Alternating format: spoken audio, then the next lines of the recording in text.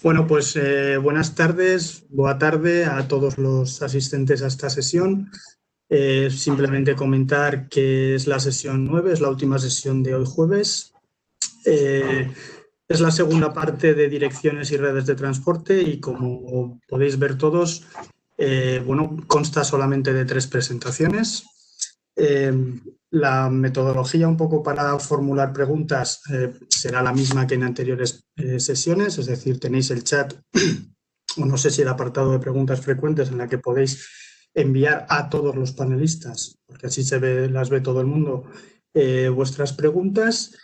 Y bueno, sin más, voy a pasar a presentar a la primera ponente. Se llama Irene Martínez Encías. Irene es ingeniera en geomática y topografía por la Universidad Politécnica de Madrid y también es máster en ingeniería geodésica y cartografía por la misma universidad. Su presentación se titula Más sobre Cartobot, visualizando noticias sobre caminos en las carreteras. Y yo ya creo recordar que el año pasado en Cáceres nos empezaron a informar sobre este tipo de proyecto, o este proyecto de investigación, por lo que creemos que ahora seguramente nos mostrarán todos los avances realizados. Bueno, sin más, voy a salir. Ahora no sé cómo detener esto. No sé si, bueno, imagino que ya podéis ya ver está, la sí, pantalla. Sí, perfecto, ya está, sí. Adelante, Irene. Muy buenas tardes a todos. Os voy a presentar mi presentación más sobre Cartobot, visualizando noticias sobre cambios en las carreteras. Perdón.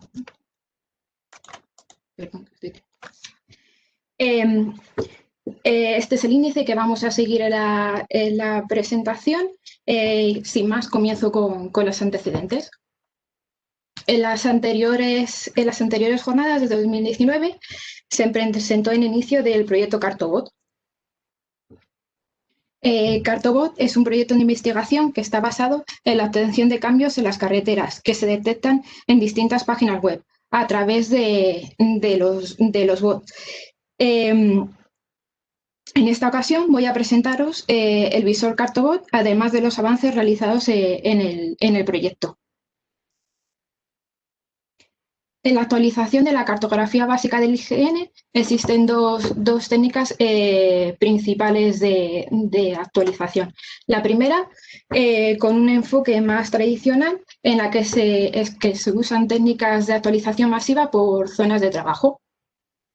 Y la segunda de ellas, con un enfoque más tecnológico, en la que se detecta automáticamente cambios a través de alertas, en la que se enmarca Cartobot. Cartobot obtiene los cambios en el territorio a través de técnicas no convencionales. En nuestro caso, lo que detectamos lo aplicamos al caso de la red. En 2018 se firma un convenio de investigación entre el IGN y el Grupo Mercator de la UPM, en la que se desarrollan dos ramas de trabajo distintas. La primera de ellas, por una parte, técnicas de inteligencia artificial, de las que nos ha hablado anteriormente Cira en una presentación anterior. Además, la segunda de ellas es la explotación de información no estructurada en Internet a través de bots, en el que se encuentra en nuestro caso Cartobot. A grandes rasgos, el funcionamiento de Cartobot en Internet. Existen distintas fuentes web donde se encuentran las incidencias de cambios en las carreteras. El sistema Cartobot es capaz de extraer, procesar y realizar estadísticas de estas incidencias de cambio. Las incidencias son las modificaciones que detecta Cartobot en las carreteras asfaltadas. Estas incidencias, por una parte, son importadas al sistema gestor de incidencias InCigeo y pueden ser visualizadas, además, en el visor Cartobot, que posteriormente mostraré.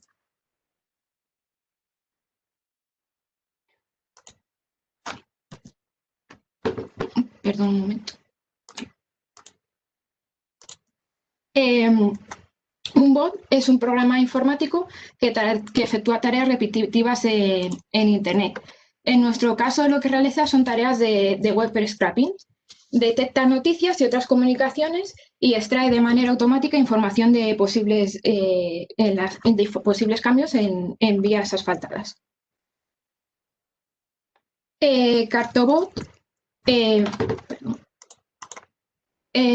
es capaz de detectar cambios actuales o futuros en las infraestructuras viarias terrestres y además de obtener su ubicación geográfica. El sistema Cartobot se estructura de la siguiente manera. Los bots, a través del gestor de bot, lo que llamamos el bot manager, es capaz de extraer las incidencias de cambio en las carreteras desde las distintas fuentes. Estas incidencias son importadas a la base de datos de Postgres. Como necesitamos georreferenciar las incidencias, las coordenadas se obtienen a través del geoagente, en el que realiza una consulta al geoserver, obteniendo entonces sus coordenadas. Con las incidencias con sus respectivas coordenadas, el stat agente descarta aquellas que puedan ser erróneas o que no tengan coordenadas. Con las incidencias ya completas, por una parte se importan al visor Cartobot. Primero se pueden lanzar a InciGeo, que es el sistema gestor de incidencias del IGN, y por otra parte pueden visualizarse al visor Cartobot. Decidimos crear una herramienta de visualización, puesto que es muy importante ver dónde se localizan estas incidencias, estos cambios en las carreteras.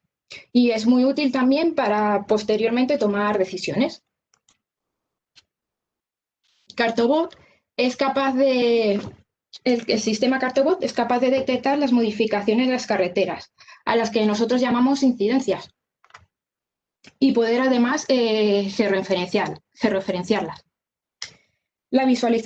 Esta visualización es fundamental para, por una parte, facilitar la gestión y otra parte para el control de la actualización de información geográfica de referencia de las redes de transporte. Cartobot es un sistema totalmente dinámico, por tanto necesita también una visualización dinámica. Y esta visualización la hemos integrado en el visor, donde pueden verse, por una parte, la localización de estas incidencias de cambio, además de otros atributos de interés. Este es el aspecto visual de nuestro visor, que luego mostraré más adelante con más calma. La primera fase del proyecto fue la identificación de las distintas fuentes y nos encontramos con dos problemas principales. El primero de ellos es la variedad de estructura y lenguajes y formatos de las fuentes.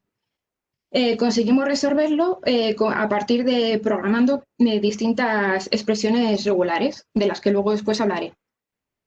Y el segundo problema con el que nos encontramos fue la variedad de la fiabilidad. Conseguimos resolverlo a partir del índice de fiabilidad de la fuente. El índice de la fiabilidad de la fuente es la probabilidad de que la información de la fuente sea veraz. Esta fiabilidad está definida en el convenio del IGN y se crearon tres grandes grupos. El primero de ellos, el de mayor fiabilidad, que eran los organismos oficiales, con una fiabilidad de 30. La fiabilidad media, que eran los medios de comunicación, con una fiabilidad de 20, y redes sociales y blog con una menor fiabilidad, con una fiabilidad de 5. Hay que aclarar que cada fuente tiene su propio bot. Actualmente se están explorando 15 fuentes, como por ejemplo algunas como las fuentes oficiales generales, como el caso de la DGT, o el portal de obras del Ministerio de Transporte, fuentes oficiales de comunidades autónomas y provincias, como es el visor de carreteras de Navarra o el BOE de Cataluña. También se exploran medios de comunicación como la sección de obras del ABC o el diario Lanza de Castilla-La Mancha. ¿Y cómo se extraen estas incidencias? Pues estas incidencias se extraen a partir de expresiones regulares.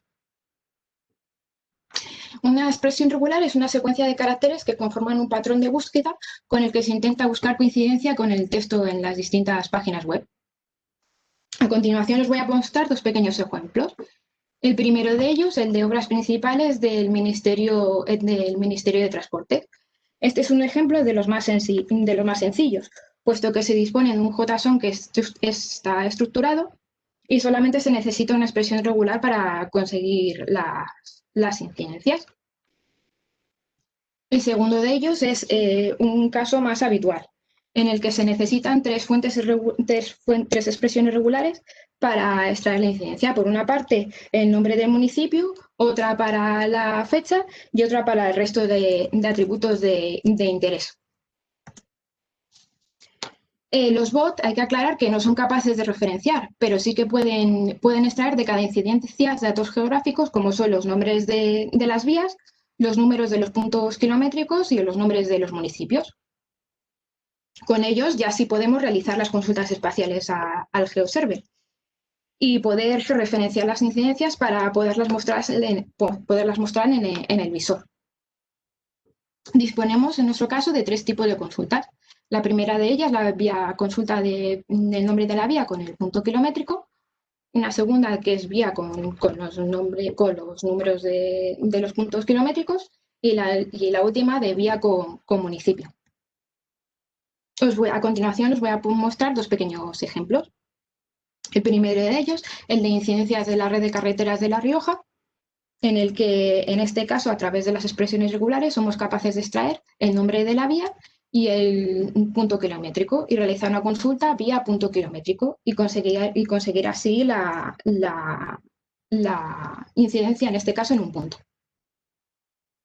El segundo de ellos, el ejemplo de las incidencias de circulación de la DGT, es un caso un poco más complejo, dado que con las expresiones regulares conseguimos conseguir el nombre de la vía, en este caso la vía 058, y los dos puntos kilométricos en los que se encuentra la incidencia. Y lo que conseguimos son la georreferenciación en la incidencia de un tramo, en el que se consigue un polígono envolvente de la incidencia. Previamente a la creación del visor definimos 6 grupos funcionales. El primero de ellos, las funcionalidades de gestión de incidencias, algunas como, por ejemplo, el contador de incidencias al tiempo real, en el que se muestra el número de incidencias reportadas por los bots en cada momento. Además, también de una herramienta de cambio de estado de revisión. Si la incidencia ha sido revisada por parte de un técnico del IGN y ha sido incorporada también a su base de datos. Funcionalidades de filtrado, como son el filtro por tipo de incidencia o, por ejemplo, también por fiabilidad de la fuente, que luego después mostraré con más detalle en el visor. Además, se incorporaron funcionalidades de navegación, como son el selector de distintos mapas base, pudiendo elegir entre 4 opciones. Además de, por ejemplo, de un zoom a Canarias que facilita al usuario acercarse con un solo clic a estas islas. Además, también se incorporaron funcionalidades de medición, en el que añadimos una herramienta que consideramos útil para unas posibles tareas posteriores de digitalización. Definimos 2 roles de usuario. El primero es un usuario mucho más general, en el que solo puede visualizar, y un usuario con un rol que tiene privilegios, que sería un personal actualizado, un posible técnico, un técnico del IGN, que a través del login puede cambiar el estado de revisión de las incidencias. Además, por último, incorporamos información al usuario, una página de ayuda al visor y una página de créditos. El visor fue creado con la herramienta de Leaflet, una librería JavaScript, y está basado en 4 lenguajes: HTML, JavaScript y jQuery, además de CSS, con Bootstrap. Puesto que necesitamos visualizar las incidencias a tiempo real, se creó una API también con Node, que era capaz de consultar a la base de datos de Cartobot. Bueno, para mostrarlos con más detalle el visor, os voy a mostrar a tiempo real el visor de incidencias.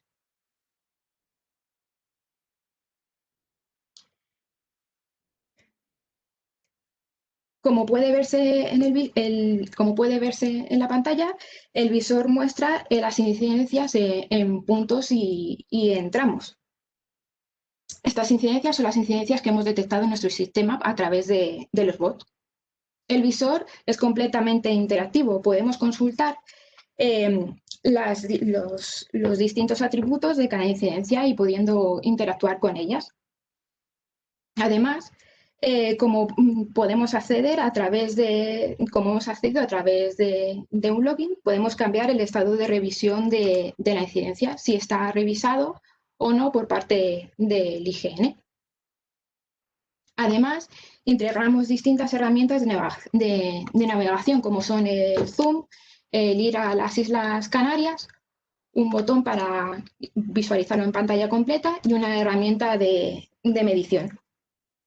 Además, el usuario puede elegir entre varios mapas base, en este caso 4. El mapa base del IGN, las carreteras del PNOA, perdón, las carreteras de redes de transporte, las ortofotos del PNOA, además de la capa de OpenStreetMap. En el panel lateral incorporamos un visor de incidencias. En este momento, los bots han recogido 76 incidencias en tramos, en bounding box, y 115 en puntos kilométricos. Además, hemos incorporado distintos filtros. El primero de ellos, el usuario puede elegir filtrar las incidencias en puntos kilométricos o en bounding box. Además, por la rapidez en las actualizaciones, se decidió añadir como información complementaria la capa de OpenStreetMap de obras. Además de filtrar por el tipo de geometría de la incidencia, se pueden aplicar otros filtros, como son el filtro por estado de revisión, mostrando por ejemplo, mostrando todos los estados de revisión o, por ejemplo, solamente si nos interesa ver cuáles han sido revisadas por parte del IGN. Además, también se puede filtrar por tipo de fiabilidad de la fuente, por ejemplo, visualizando las que tienen mayor fiabilidad. Por último, también podemos aplicar filtros por fecha, visualizando también las incidencias reportadas en la última semana, último mes o último trimestre, y también pudiendo elegir rangos de fecha que se deseen. Además de mostrar las incidencias en el visor, en el menú principal de navegación se dispone de más información, como son, por ejemplo, el historial de los bots, en el que se indican cuáles están activos en este momento y cuáles están funcionando, además de su URL y su fiabilidad. Además del historial de los bots, se pueden visualizar el historial de ejecución del sistema, en el que se muestran las trazas, pudiendo también descargarlo si se desea. Y por último, se muestran unas gráficas dinámicas a tiempo real. La primera de ellas con el número de incidencias por cada bot. Por ejemplo, pudiendo visualizar que en este momento la fuente del Ministerio de Transportes ha reportado 36 incidencias. La segunda estadística es el número de incidencias reportadas por el estado de revisión. Bueno, para terminar con la presentación, comentaros que hemos sido capaces de poder visualizar las modificaciones en las carreteras asfaltadas a tiempo real, pudiendo también, además, conocer la ubicación y los distintos atributos de cada fuente, de cada incidencia, perdón. Con la herramienta de login, el visor permite gestionar el estado de revisión por parte del IGN. Esta es una herramienta de apoyo muy importante a la puesta al día de la información geográfica de referencia del IGN, de la red de transporte terrestre. Pues hasta aquí mi presentación. Muchas gracias por su atención.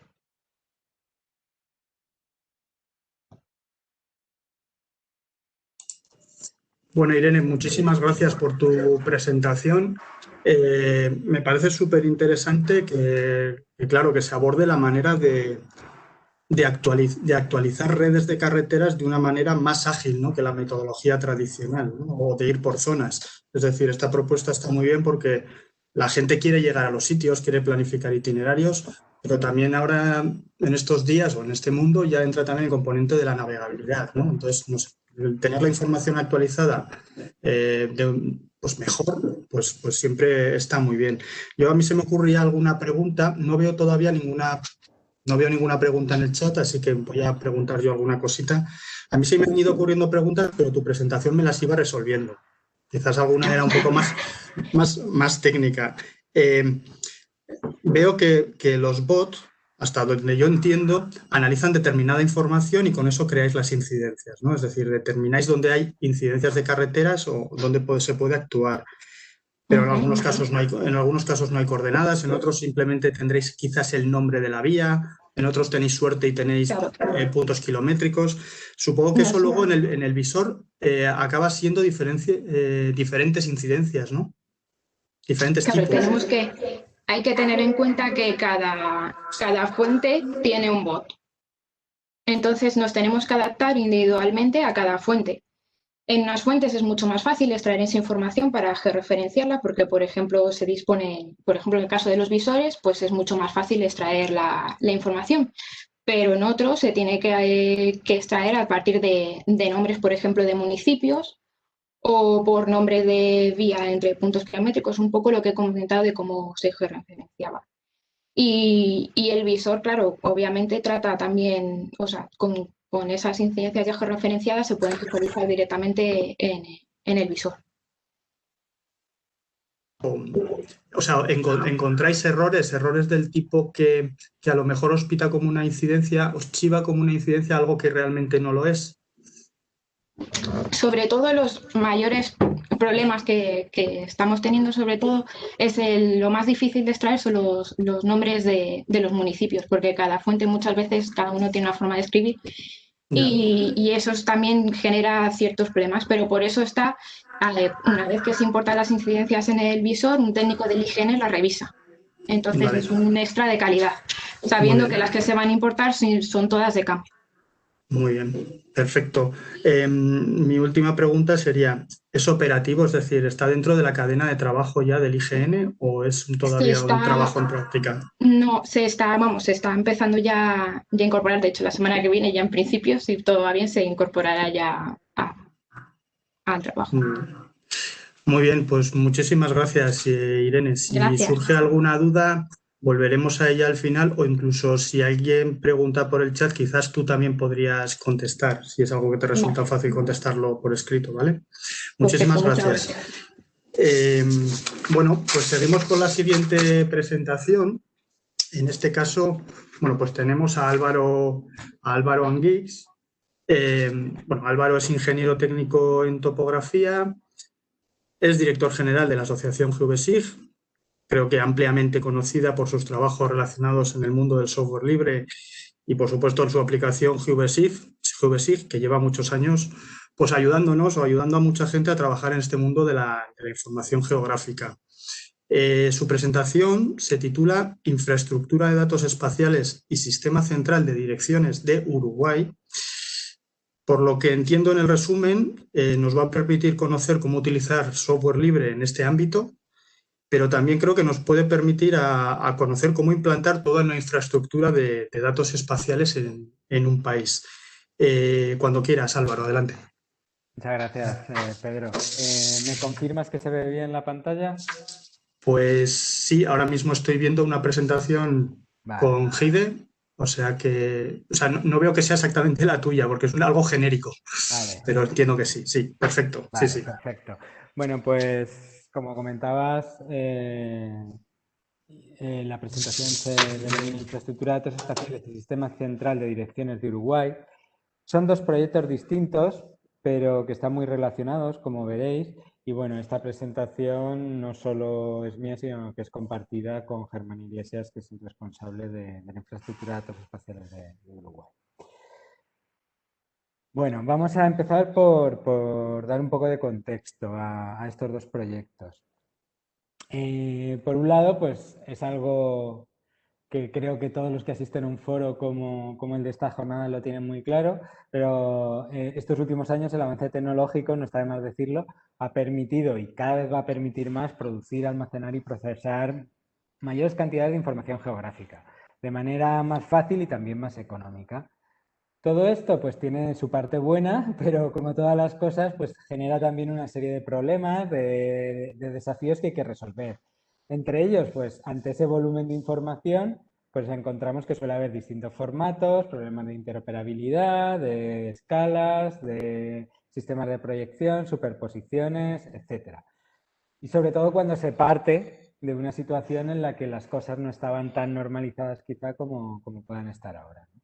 Entonces, ante este tipo de desafíos, las infraestructuras de datos espaciales nos presentan la solución ideal. Es una solución institucional, reglada, avalada, probada en multitud de contextos y que nos va a resolver estos problemas, ¿no? Una cosa interesante dentro de este contexto de Uruguay es que la información geográfica está considerada a nivel legislativo como un instrumento de política pública fundamental. Entonces, esto da pie a que se solvente todas las necesidades relacionadas con la información geográfica de la mejor de las maneras, ¿no? Yo creo que es algo bastante importante y no siempre se ve, el considerar la información geográfica como un bien público. Bueno, ante estos problemas y desafíos había una necesidad de fortalecer las capacidades de todos los organismos públicos, del gobierno, para consumo de información geográfica, consolidar espacios de intercambio y de coordinación técnica. Todo esto nos suena mucho a los que estamos trabajando con infraestructuras de datos espaciales. Y en octubre de 2013 pues, se creó la Ley de Infraestructura de Datos Espaciales, que tiene muchas similitudes con LISIGE, INSPIRE y demás. Como decía, yo creo que uno de los éxitos de la ley de Uruguay radica en la convicción institucional de la importancia de disponer toda la información geográfica de manera pública, actualizada, oficial, certificada, interoperable, etcétera, etcétera. ¿Por qué? Porque es un bien público y por tanto debe hacerse así. Bueno, en paralelo a poner en marcha esta ley de infraestructura de datos espaciales, se lanzó un proyecto muy ambicioso de producción de imágenes y modelos digitales del terreno de todo el país, cuyo objetivo era tener pues, una base cartográfica o geográfica lo más actualizada posible y que sirviera a su vez pues, como generadora o como base de otra información derivada, ¿no? Entonces, este proyecto, que consistía en realizar una serie de vuelos y una serie de datos cartográficos que ahora comentaré, en paralelo necesitaba de disponer de una infraestructura de datos espaciales y mínimo un geoportal para poder mostrar todos esos datos y hacerlos públicos. No solo hacia otras entidades institucionales, sino hacia cualquier ciudadano, empresa, al sector académico, etc. Bueno, esto se licitó en diciembre de 2015 y se adjudicó en 2016. Y para que veáis, entre otras cosas, pues se generaron imágenes digitales de resolución de 0,32 de todo el país, modelos digitales del terreno, distintas cartografías de cuencas, centros poblados, curvas de nivel, hidrografía, límites, y en centros urbanos con una resolución de 0,10, que es incluso superior a la que ofrece Google Maps, ¿de acuerdo? Igual, modelos digitales del terreno, de superficie, etcétera. Aquí tenemos en una imagen, de manera muy visual, algunos de los principales productos obtenidos, ¿vale? Como veis, pues hay un poco de todo, datos vectoriales, datos raster, 3D, etcétera. Y ahí ya vamos a pasar, después de ver este contexto, a qué es la ID de Uruguay, cuál es el proyecto. Ahí tenéis la URL, porque además lo mejor y lo más recomendable es que la consultéis, la exploréis y curioséis, porque yo creo que es muy interesante. Bueno, Como decía, esta infraestructura de datos espaciales tiene como una de las principales puertas de entrada un visualizador, un geoportal, como suele ser. Todo está implementado con tecnología libre. Se decidió realizar con GBSIC Online, que es un producto dentro del catálogo de soluciones libres de la suite GBSIC y que está desarrollado por nosotros, por la asociación GBSIC.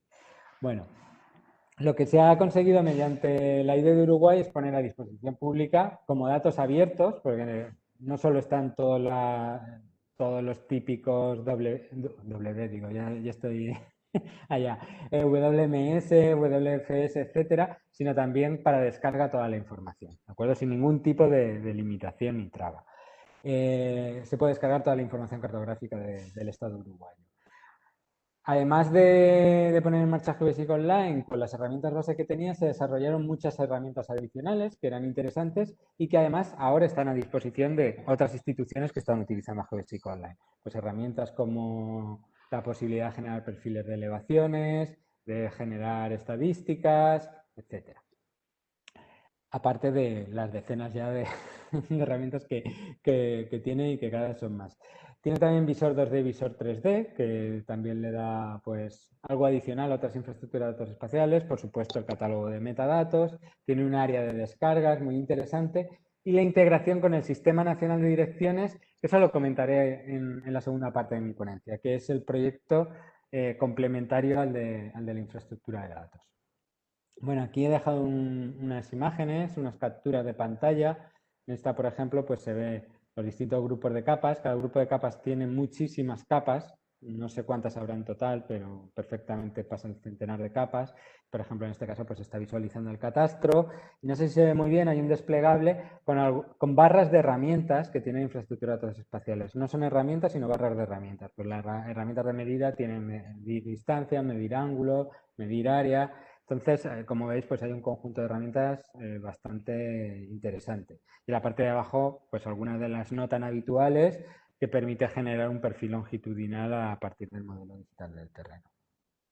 Bueno, en estas capturas, pues lo que estáis viendo, por un lado, es el catálogo de metadatos. Seguro que todos estáis muy habituados a ver catálogos de metadatos. Pues bueno, al final es lo que es. Y es algo muy necesario, sobre todo cuando se trata de distribuir toda la información geográfica que se produce en el país. Y por otro lado, un área de descargas, en la cual pues, podemos seleccionar una determinada zona. Aparte que nos podemos descargar cualquier capa, pues podemos seleccionar una determinada zona, nos indica qué cartografía tenemos en esa zona y podemos hacer ahí las descargas por área. Tiene muchas herramientas y ya digo que lo mejor es que entréis y exploréis. Aquí es daros unas pinceladas en estos 20 minutos de presentación. Por otro lado está el Sistema Nacional de Direcciones, que es un proyecto que se lanzó en paralelo. También está accesible desde la propia infraestructura de datos espaciales, se puede acceder a él, pero ahí os he dejado una URL más directa. Y ahí ya lo que estáis viendo ya de entrada es una imagen de la parte de administración del Sistema Nacional de Direcciones, ¿vale? Para que ya vayáis pensando de qué va esto. Bueno, la situación de partida, pues también algo que en España por lo menos ocurría hasta el proyecto Cartociudad, y es que había distintos sistemas de direcciones de todo el país, de distintas entidades y, como suele pasar, no coincidían, pues se aproximaban, como veis ahí los distintos colores, pero cada uno pues tenía sus peculiaridades y no estaba unificado, normalizado, y ya sabemos por lo importante que es tener un sistema de direcciones único, para que Correos lo utilice, para que Estadística lo utilice, para que las distintas intendencias departamentales, que serían el equivalente a nuestras administraciones locales, también lo utilicen, y que toda la información que se georreferencia o se geocodifica a este sistema de direcciones, pues sea estándar, por decirlo de alguna manera. Entonces, el objetivo de este proyecto era tener una base de datos de direcciones operativa única, una administración de direcciones y datos relacionados, la posibilidad de integrar datos de fuentes externas, acceso a distintos servicios web para todo esto que se pudiera utilizar desde cualquier software, ¿vale? También monitoreo y estadísticas de uso del sistema, y con esto se sacó una licitación en el año 2018, el proyecto se inició en el 2019 y también fuimos adjudicatarios en la asociación. Bueno, lo que hicimos fue algo bastante razonable, que es integrar las dos soluciones, utilizar la misma base tecnológica para que solo hubiera que mantener una base tecnológica, y además pues una potenciaba a la otra, ¿no? Se basa en Geodesic Online, está plenamente integrado con la infraestructura de datos espaciales. De hecho, cuando la presentaba decía que había herramientas relacionadas con el Sistema Nacional de Direcciones para que cualquier ciudadano y cualquier entidad, sobre todo está pensado para las administraciones locales, pero está abierta a cualquier ciudadano, pueda mandar sugerencias respecto a una dirección equivocada, una nueva calle, un nuevo número de portal, etc. Esas herramientas que están disponibles en el Geoportal también están consultables, y luego lo que es interesante es que la parte de administración tiene una serie de herramientas de validación que incluyen incluso validación topológica mediante la web. Pues nos pueden haber dibujado un eje de calle un técnico municipal en el que nos indica que en su municipio hay una calle nueva, que son los que lo saben, y entonces, pues bueno, lo más probable es que haya dibujado una línea sin ningún tipo de topología. Entonces, mediante la parte web tenemos herramientas para corregir todo eso sin necesidad de utilizar un GIS de escritorio. Bueno, y además pues se han creado estos servicios para realizar búsquedas de direcciones, de localidades, etc. Aquí tenéis un pantallazo de lo que se llama el Swagger, del API del buscador de direcciones, con la URL donde lo podéis consultar, y ahí viene un listado de todos los servicios que están disponibles. Se cortan en la pantalla, pero hay bastantes para poder utilizarlo. Y de hecho se está utilizando en distintas aplicaciones ya. Y lo más interesante también, pues bueno, al ser software libre, no hay ningún tipo de limitación de uso, y entonces ahora está creciendo y expandiéndose a todas las áreas del gobierno de Uruguay.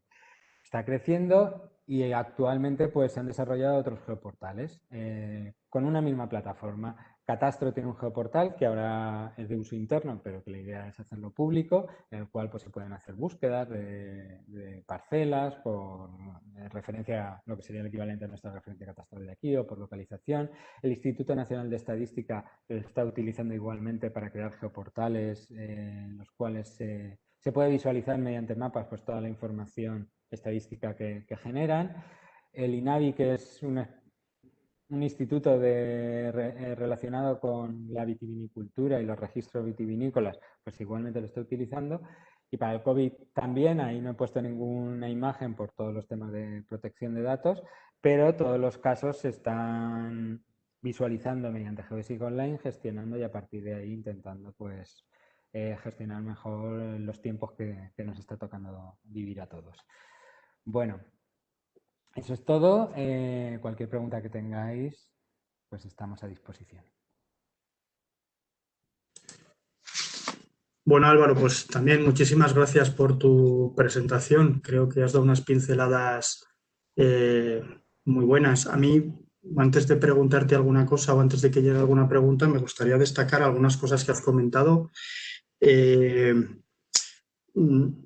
Instaurar o establecer una IDE en un país va más allá de trabajar con, o sea, de poner unos datos, unos metadatos y publicar unos servicios. Creo que es muy importante destacar la idea que la has destacado tú también de que haya una legislación, o que el país o la organización que está detrás de una IDE se ponga un poco las pilas y saque hasta una ley que respalde la información geográfica. Eso me parece muy importante, que la información geográfica de alguna manera se le dé el valor que tiene para que pueda ser luego utilizada. Y también la palabra reutilización, ¿no? Es decir, yo creo que no solamente de los datos, sino da la sensación de que a través de que habéis desarrollado una herramienta que permite generar una IDE o unos visores, ahora podéis generar más geoportales de una manera relativamente más sencilla, ¿no? ¿Es así? Bueno, no es que los generemos nosotros, los generan ellos, son totalmente independientes para generar tantos geoportales como necesiten.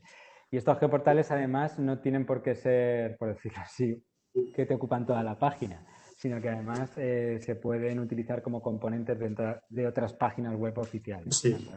Entonces, bueno, es muy yo creo que es un proyecto muy interesante, por un lado, por esa visión de la información geográfica es un servicio público, como pueda ser el acceso a otros servicios públicos fundamentales, y a partir de ahí, cómo apostar también por tecnologías libres, que ya sabemos lo que dotan, no solo es el ahorro de licencias, sino todo el tema de independencia tecnológica y de explotación para todos los usos que quieren. Al hilo de esto de tecnologías libres y también de lo que te decía de UNAIDE, ¿cómo está a nivel de Latinoamérica? No, y quizás no lo conoces, pero tú te has encontrado con un país como Uruguay. ¿Hay una legislación superior a Uruguay? Por ejemplo, aquí está Inspire por encima de la LISIGE. ¿Hay algo que impulse también el movimiento IDE en Latinoamérica? ¿O no? ¿O simplemente ha sido Uruguay un país que...? A nivel legislativo no. Cada país tiene su normativa. No conozco todos los países, pero prácticamente los que conozco todos tienen su legislación de poner en marcha una infraestructura de datos espaciales. Unos están más avanzados que otros. A mí me suena que había un perfil latinoamericano de metadatos, pero bueno, puede ser. Luego lo que hay es un proyecto que se denomina Geosur, que lo que pretende es normalizar ciertas bases cartográficas. Pues a un nivel más alto, ¿no? De pues, las infraestructuras viarias, etcétera, que esté normalizado y que esté disponible. Pero incluso, pues bueno, tienen ciertos problemas al no haber ningún respaldo institucional detrás para mantener este tipo de proyectos. Vale. Y a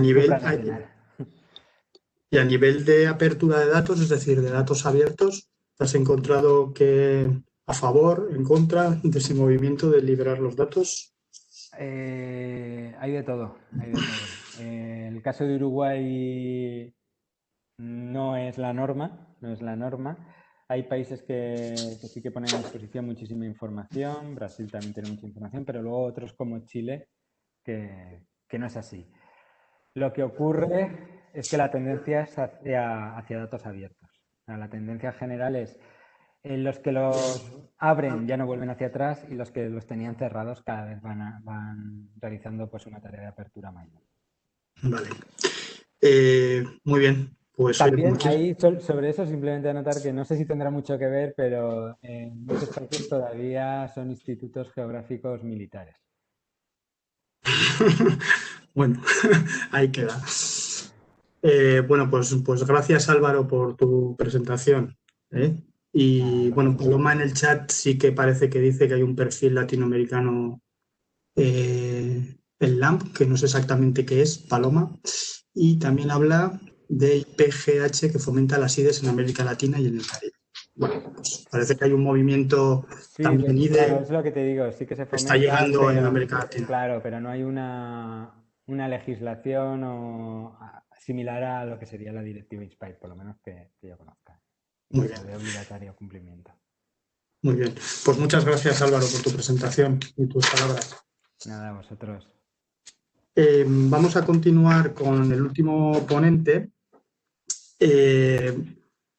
Bueno, el último ponente se llama